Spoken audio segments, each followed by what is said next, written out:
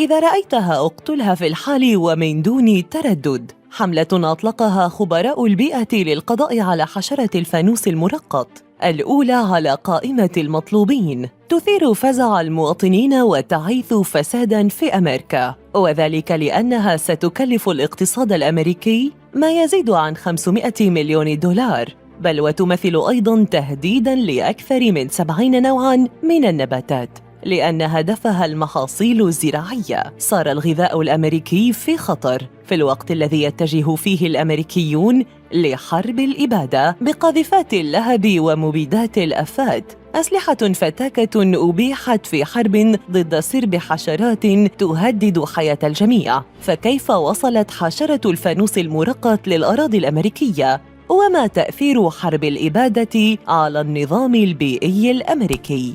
هذا ما سنجيبك عنه، لذا لا تنسى الاشتراك بالقناة ومشاركة الفيديو. مطلوب حياً أو ميتاً. بداية تم اكتشاف حشرة الفانوس المرقط على التراب الأمريكي في خريف عام 2014 في شرق ولاية بنسلفانيا، وتعود أصولها إلى أجزاء من القارة الآسيوية، لكن يرجح موقع بوي جينيوس ريبورت أن حشرة الفانوس المرقط قد دخلت الولايات المتحدة عن طريق السفن ووسائل الشحن القادمة من الصين تحديداً. ومنذ ذلك الحين تكاثرت تلك الحشرة فيما لا يقل عن 14 ولاية من دلاوير إلى إنديانا، ما ساعدها في غزو محاصيل كروم العنب وأشجار الفاكهة وغيرها من الحقول الزراعية، مما سيؤثر في وقت لاحق على صناعة الغذاء والإيرادات التي تدرها. ومن حيث هذا الموضوع، فقد قدر باحثون في دراسة نشرت قبل بضع سنوات أن ذبابة الفانوس المرقط ستكلف ولاية مثل بنسلفانيا أضراراً اقتصادية لا تقل عن 324 مليون دولار سنوياً، وما يزيد عن 500 مليون دولار سنوياً إذا فشلت الولاية في الحد من انتشارها. ونظراً للواقع المرعب التي تسببت به هذه الحشرة، فقد نشر قسم زراعة في ولاية بنسلفانيا على تويتر ملصقاً تؤكد فيه على خطورة حشرة الفانوس وتشجع فيه سكانها على قتلها، فيما يؤكد خطورة هذه الحشرة التي حطت في إحدى المرات بشكل لافت على كتف الرئيس الأمريكي جو بايدن، إذ إن ذبابة الفانوس المرقط تعمل بشكل شبيه للطفيليات من حيث صنعها للثقوب في نباتات مسببة بها أمراضاً مستقبلية. ومع إفرازها لسائل ندى العسل، صارت الزراعات أكثر تعرضاً للعفن السخامي، فما كان من الأمريكيين إلا أن جندوا أنفسهم في حملة موسعة لقتلها.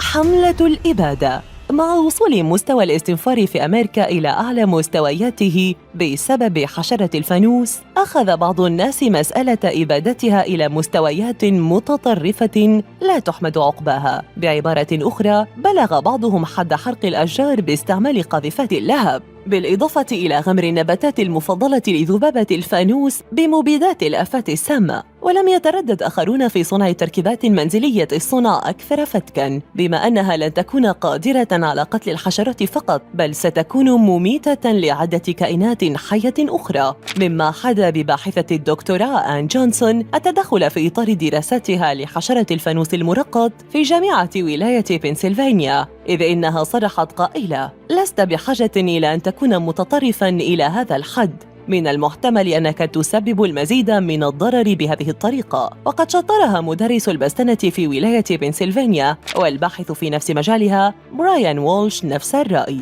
لما عبر عن مخاوفه من تطرف الناس في معاملة حشرة الفانوس، خاصة مع استخدامهم لمشاعل اللحام على الأشجار، بحيث قال: ما يقوم به أولئك الناس قد يؤدي إلى إتلاف النبات والحيوانات الأخرى التي تعيش على الشجر. كما أنه يرى أن الجهود التي قدمتها حملة الإبادة لم ترق بعد إلى مستوى التطلعات المرجو منها. برأيك، هل ستنجح السلطات الأمريكية في هذا الوقت العصيب في مجابهتها والحد من انتشارها؟ أخبرنا أيضاً في قسم التعليقات عن أنواع الحشرات الأخرى التي ترغب في الاستماع إلى قصتها.